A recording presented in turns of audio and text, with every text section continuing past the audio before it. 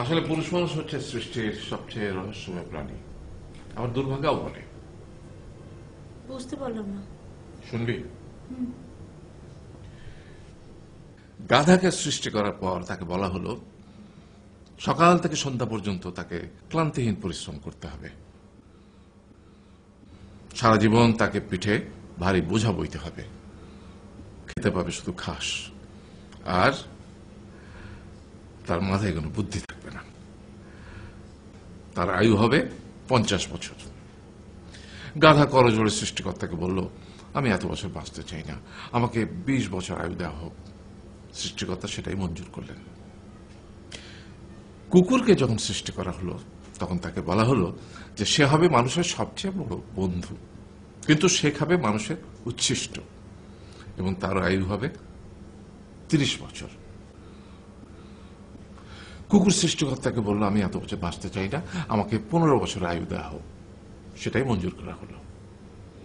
এরপর বানরকে বলা হলো, তুমি শুধু গাছের এ ডাল থেকে ও ডালে ঝুল খাবে এবং নানান রকম ফন্দি ফিকিরি করে মানুষকে আনন্দ দিবে, তোমার আয়ু হবে 20 বছর।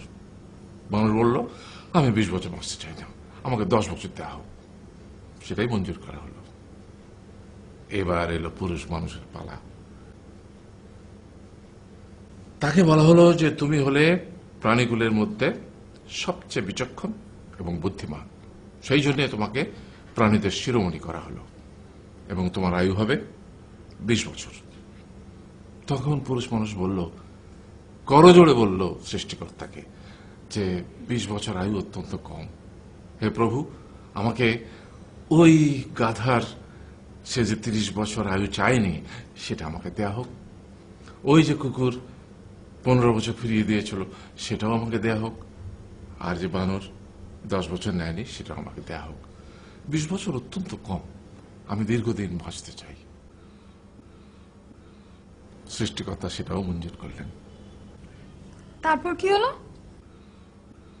সেই থেকে ছেলেরা পুরুষ মানুষ হিসেবে বাঁচে 20 বছর, তারপরের 30 বছর সংসারের বোঝা পিঠে করে বয়ে বেড়ায়, সেটা কার মতো? গাধার মতো।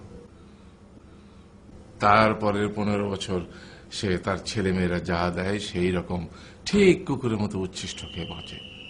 আর তারপরে বৃদ্ধ বয়সে ঠিক বানরের মতো, যেমন গাছের এডাল থেকে ওডাল ঝুল খায় বানর, তেমনি এই ছেলের বাড়ি থেকে ওই ছেলের বাড়ি, আর নানান রকম ফন্দি ফিকির করে তার নাতি নাতনিদের আনন্দ দেওয়ার চেষ্টা করে।